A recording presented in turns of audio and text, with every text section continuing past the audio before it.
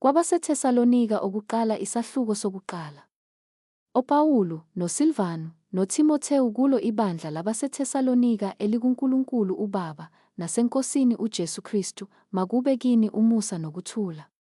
Sibonga uNkulunkulu njalo ngani nonke, siniphatha emikhulekweni yethu, sikhumbula ngokungayeki isenzo senu sokukholwa, nomsebenzi wothando, nokukhuthazela kwethemba lenu eliseNkosini yethu uJesu Kristu phambi kukaNkulunkulu noBaba wethu, sikwazi. Bazalwane abathandiwe nguNkulunkulu, ukukhethwa kwenu ukuthi ivangeli lethu alizanga kini ngezwi kuphela kodwa nangamandla, nangoMoya oNgcwele, nangokwethemba okukhulu, njengokuba nazi ukuthi saba ngabantu abanjani phakathi kwenu ngenxa yenu.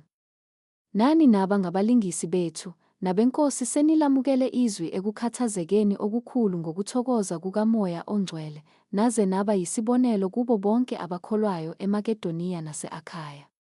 Ngokuba udumo lwezwi leNkosi lwaphuma kinina, lwafika, angisho eMakedoniya nase-Akhaya kuphela, kepha ezindaweni zonke lapho ukukholwa kwenu nguNkulunkulu kuphumele khona, ngakho asisadingi ukukhuluma lutho.